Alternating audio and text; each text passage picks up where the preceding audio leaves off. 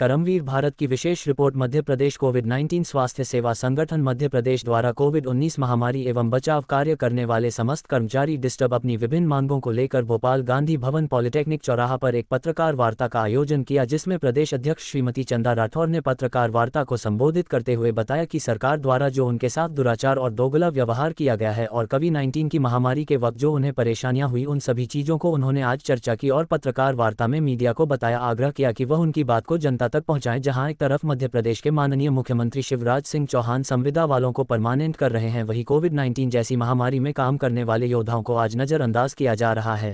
कोविड-19 संगठन प्रदेश अध्यक्ष आज जो प्रेस वार्ता रखती है तो उसका मुख्य उद्देश्य क्या है? हमारा मुख्य उद्देश्य यही है कि मामा जी हमें 2 साल से आश्वासन दे रहे हैं, कुछ ऐसी कार्रवाई नहीं की जा रही है। इसके लिए हमने प्रेस वार्ता रखा।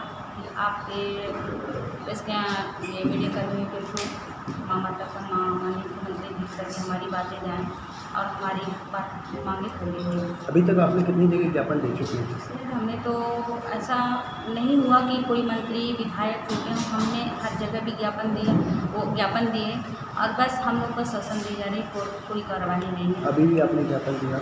जी हाँ, अभी हम 3 दिन पहले हमने माननीय विधानसभा अध्यक्ष गिरीश गौतम जी के यहाँ हमने घेराव किया था, तो फिर हमें सीएम जी मिले, लेकिन वही है कि हमारे संज्ञान में है। तो क्या लगता है आपको ज्ञापन पे ज्ञापन देने के बाद भी जो डस्टबिन में डाल दिए जाएंगे, इसके बाद भी आपकी मांगें पूरी होंगी या डस्टबिन में डाल दिए जाएंगे? श्योर है कि हमारी मांगें पूरी होगी, क्योंकि हमने इतनी वैश्विक महामारी में हमने फ्रंट लाइन पे आके काम किया और जितने नियमितीकरण वाले डॉक्टर थे, अधिकांश विशेषज्ञ डॉक्टर से स्टाफ वो घर में रहते थे, ये वैश्विक महामारी से डरते थे। हमने अपनों को खोया और फ्रंट लाइन में काम किया, 12-12 घंटे पीपी किट पहन के हमने काम किया, अपने परिवारों को से दूर रहा, अपने बच्चों से दूर रहा और विषम परिस्थिति में जब मामा जी के आह्वान से हमने स्वयं को रोजगार छोड़कर अगर हम उनके साथ काम किए हैं तो मामा जी मानेंगे, कैसे नहीं मानेंगे? हमारा राइट है, हमारा संविधान है, हम करेंगे। और जब तक हमारी मांगें पूरी नहीं होगी तो हम आपके माध्यम से कहना चाहेंगे कि हम 10 दिवस का हम उनको अल्टीमेटम दे रहे हैं। अगर नहीं होता तो भोपाल में हमारे समस्त पैरामेडिकल कोविड स्टाफ हम उग्र आंदोलन करेंगे। मैडम, सरकार को नहीं लगता कि जिस समय मध्य प्रदेश एवं देश विदेश के अंदर इतनी बड़ी महामारी चल रही थी और आप लोगों ने एक भगवान का दर्जा देके उस समय जीवन मृत्यु का लोगों के लिए आपने कार्य किया? मामा जी को पता है, हमारी समस्त जितने जनता हैं, ये स्टेट वाइज डिस्ट्रिक्ट वाइज नहीं कहा जा सकता, ऑल विश्व में ये पेंडेमिक डिसीज था, ऐसी महामारी कभी नहीं आया होगा। और सबको पता है कि हमने इतने फ्रंट लाइन में हमारे कर्मचारी समस्त कोविड कर्मचारी साथ दिए, काम किए और देश की जनता की हित में सेवा किए, हमने योगदान दिया। और आज हमको बेरोजगार करके मामा ने बजट का हवाला देते हुए एक पल में 2 साल सेवा लेके बाहर कर दी। तो मैं मामा जी से यही कहना चाहूँगी, मामा जी, मैं मीडिया के थ्रू कि मैं आपसे अनुरोध करती हूँ कि हमारे समस्त पैरामेडिकल कोविड कर्मचारियों को पुनः बहाल किया जाए, नियमितीकरण दिया जाए। देखिए, ऐसा है, मैं डॉक्टर कपूर चंद्र प्रजापति, पूर्व आयुष मेडिकल ऑफिसर 1250 हॉस्पिटल से।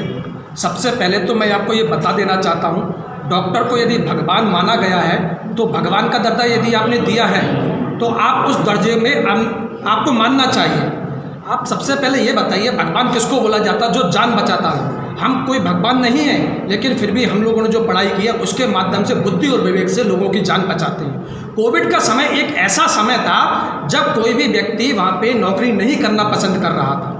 उस समय हम लोगों ने नौकरी किया, हम लोगों में से कई लोगों ने जान दे दी है। मेरे स्वयं के पिताजी सर्टिफाई हो गए थे, ख़त्म हो गए थे। मैं अपने पिताजी को अंतिम संस्कार के लिए गया था, कंधा नहीं दे पाया था। मैं अपनी स्वयं की बताता हूँ, ठीक है। सबसे पहली बात तो ये आती है कि हमारी सरकार को मिसगाइड किया गया है।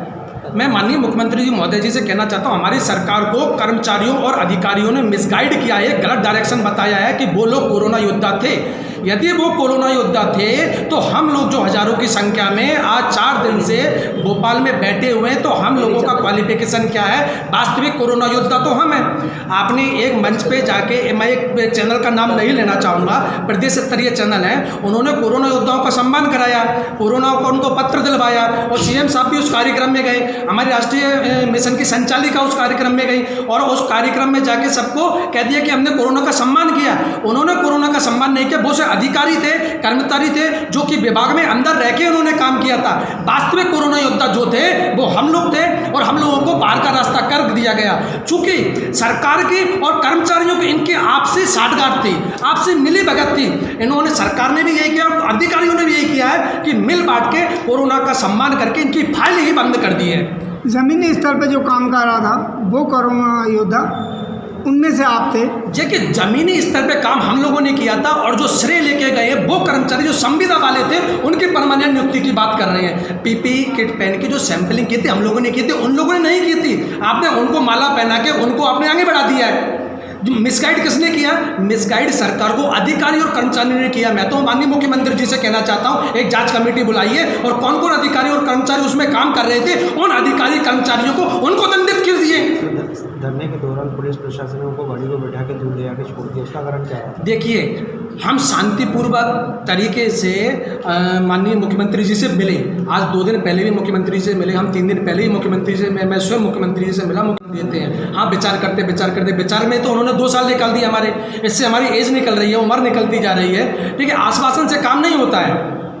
और दूसरी ओर जब हम भारतीय जनता पार्टी के पदाधिकारियों से और कर्मचारियों से मिलने के लिए गए, पदाधिकारी से भारतीय जनता पार्टी कार्यालय जा रहे थे, कार्यालय नहीं जाने दिया। कि कार्यालय पे सिर्फ आपका अधिकार रहता है, भारतीय जनता पार्टी के कार्यालय नहीं जा सकते हम लोग? ये कौन सा तरीका होता है? आपने डंडे बुलवा दिए। हमारे जो कोविड के स्टाफ थे, कोरोना योद्धाओं को, उनको आपने लेके और भोपाल से 50 किलोमीटर दूर फेंक दिया। ये कौन सा तरीका? एक तो ये तो वन मैन आर्मी कह जाती है, एक प्रकार ये वन मैन आर्मी, मतलब एक व्यक्ति सर्वा रहेगा, जो मैं बोलूंगा वही होगा, चाहे कोई विधायक को 230 विधायकों की मैं नहीं मानूंगा। ये कौन सी सरकार है? आप किस सरकार की बात कर रहे हैं? मैं सरकार पर प्रश्न चिन्ह लगाता हूं। सरकार के जो नुमाइंदे बैठे हुए हैं, जो सरकार का पक्ष लगते हैं, वो अपनी बाइट दीजिए और मंच के माध्यम से दीजिए, कहीं भी दीजिए। मैं प्रश्न चिन्ह लगाता हूं इस बात पे। आप बताइए कि हम कोरोना योद्धाओं को आपने 50 किलोमीटर दूर ले जाके फेंक दिया, आखिर ऐसा कौन सा गुनाह किया था हमने? आप ये, मैं सरकार पर प्रश्न चिन्ह लगाता हूं। सरकार की तरफ से आप, मैं स्टेटमेंट मांगता हूं, आप स्टेटमेंट दीजिए हमको। और मैं सब एक लाइन में आपकी बात खत्म करना चाहूँगा। सबसे पहली बात यह है कि कोरोना वास्तविक योद्धा हम हैं, सरकार को मिसगाइड किया गया है। जो सम्मान हुआ था वो तो दूसरे व्यक्ति थे, उनका सम्मान हुआ था। अगर आप वास्तविक सम्मान करना चाहते हैं, एक जो है